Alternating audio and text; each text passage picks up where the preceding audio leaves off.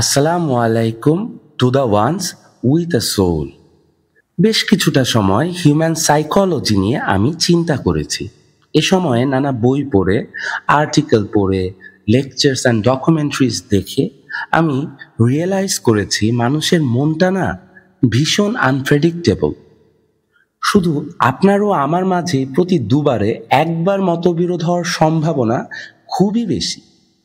এটাকে বিরোধ না বলে মতের পার্থক্য বলাটাই উত্তম। এই পার্থক্যটা তৈরি হতে থাকে জীবনের শুরু থেকে। ফর এক্সাম্পল, যে প্রতিমাকে একজন মুসলিম শুধু মাটির তৈরি একটা মূর্তি বলে, একজন সনাতন ধর্মাবলম্বীর মতে তা শুধু মূর্তি না, বরং তাদের ভগবান। একজন মুসলিম ও হিন্দুর এই মত পার্থক্য থাকার কারণ খুবই স্বাভাবিক।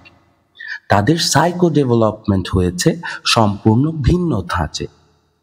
৭০০ কোটি পৃথিবীবাসী হাতে গোনা কয়েকটা ধ্রুব সত্যের ব্যাপারে পুরোপুরি একমত।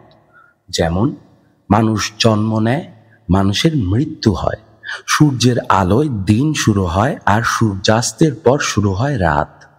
কিন্তু ভাবুন তো, একজন মানুষ যাকে শিশুকাল থেকে বলা হলো সূর্যাস্তের পরের সময়টা দিন আর সূর্য উঠলে শুরু হয় রাত, সে মানুষটা কিন্তু রাত দিনের মতো ধ্রুব সত্য একটা বিষয়ে এমন মতামত দিবে যা আপনার এবং আমার মতের সম্পূর্ণ বিপরীত।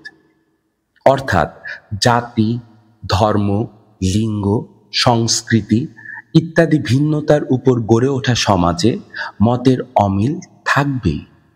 কিন্তু আজ পৃথিবীর সকল বিবাদ ও ফিতনার মূল কারণটাই হলো মতের এই অমিলটাকে মানতে না পারা। আমার মতামত যখন অন্য কারো সাথে মিলে না যায়, আমরা তখন সেই ভিন্ন মতকে শ্রদ্ধা করতে পারি না। তেমনি ভিন্ন মতের মানুষটাকেও আমরা শ্রদ্ধা করতে পারি না।